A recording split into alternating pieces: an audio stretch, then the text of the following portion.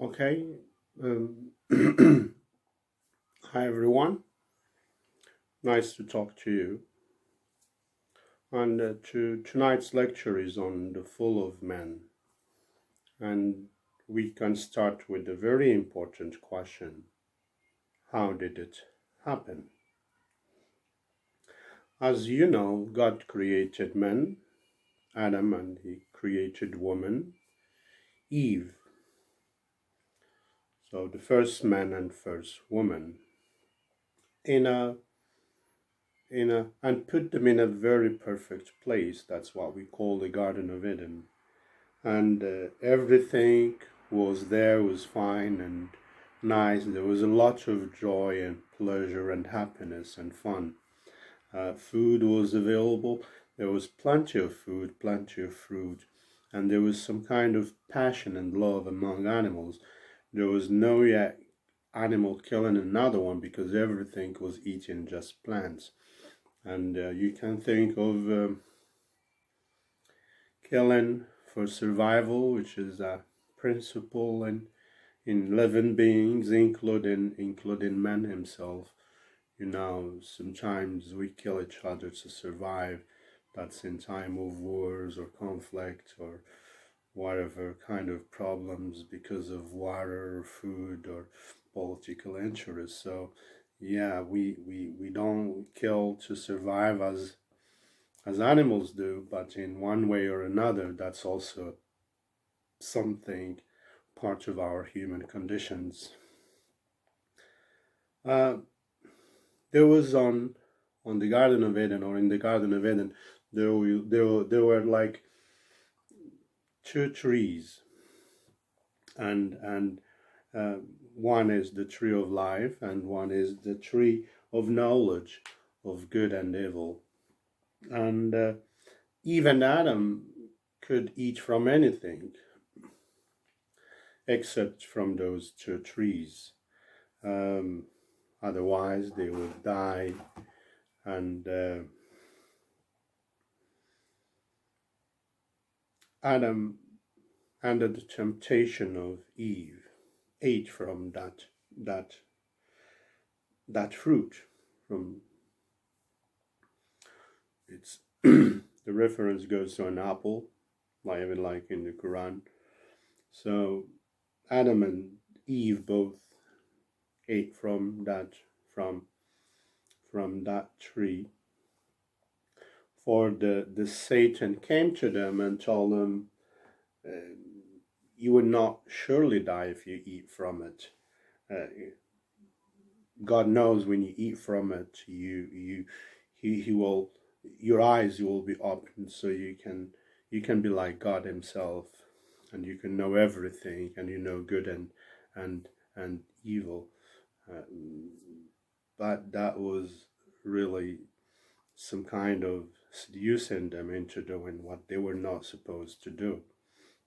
So instead of believing God and following His laws and rules, they disobey Him and they follow the Satan and they ate from that tree.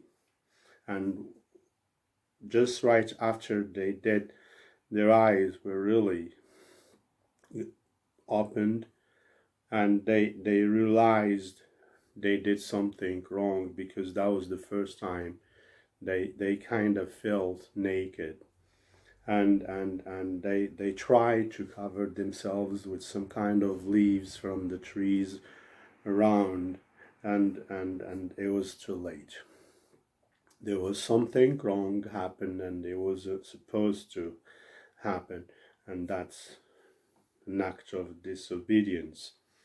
So not following the rules, and even in our life, in everyday's life, we do things that is against the law, and anytime we do, something bad happens. So that's again a principle, since you know what you have to do and what you don't have to do, and there are always rules in driving, in school, and at work, family rules, society rules, whatever, and it's up to the individuals to follow those rules and accept the law or disobey them, and that's when trouble or problems happen.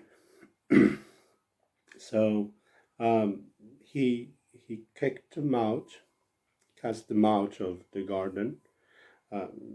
He could have killed them, but he didn't. Um, there was kind of a covenant between God and man, because God still loves Adam and still loves Eve. It's his creature. It's the one he created with pleasure, and gave him some of his image, part of it the sense of perfection, and the right or the power to rule over everything, because again God himself has power and authority. So that's something he shares with men, though in different sense. So the Bible says, since you are humans and you are sinful by nature, since the first man was sinful and the first woman was sinful, there is only one way to save ourselves and our souls from punishment, from the curse, from the sin, so we can enjoy again the pleasure of heaven.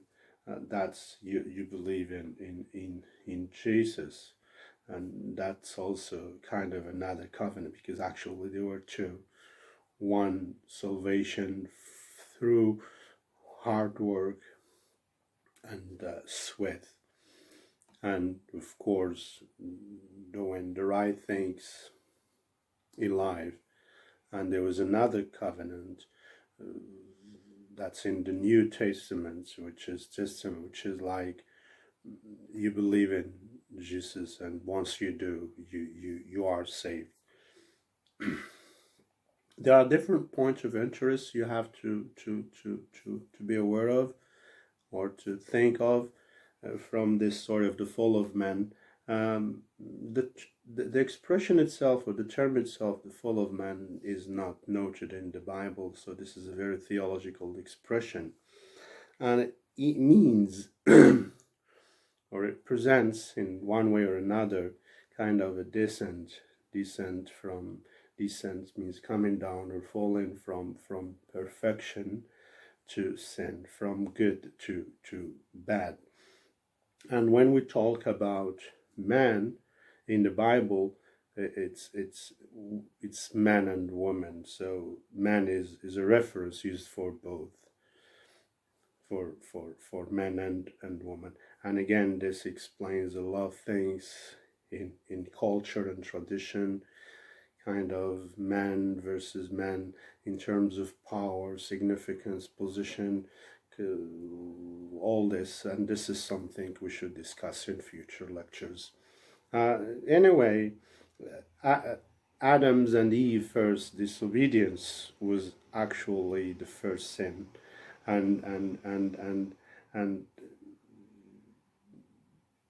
because of that we all sinful, and we're not just sinful now, but we know what is wrong, what causes pain or suffering or problems, and what shouldn't. And it's now our responsibility to decide which is good for us, what is good for us, and what is bad for us. Beside the idea of the Bible or faith, it's something you apply in every aspect of life. It's always this contrariness, good versus bad.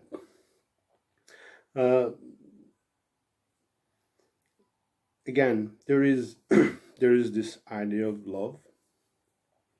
So Adam did something wrong and Eve did something wrong, but still, God kind of loved them, so he still blessed them, and he could kill them, but that was not the idea of creation itself, because everything serves, every point serves another point. it could have been in a different way, and if you put it this way, then everything else could have been put in a different way. So there is no other way except the way it is, because this is how it is. um, there is also the point of, this is according to the Bible, so faith in Jesus saves man. In the Quran, it's again also faith, and it's in the Quran and in Jesus and Moses and in Muhammad. So the idea is the same, though the conditions are different. So we are sinful creatures, who are sinful living beings, but we still can be solved and saved if we do good, and if we believe in God. So it's kind of work and faith at the same time.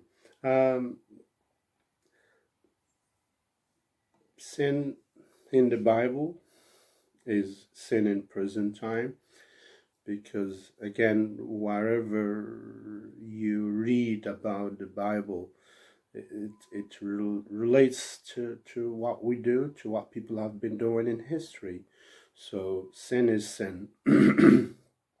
Humans kill, humans get frustrated, humans destroy others people's lives and conditions, humans invade, humans dominate, humans do all wrong things, and humans also do good things. So the sin of the past is the sin of today.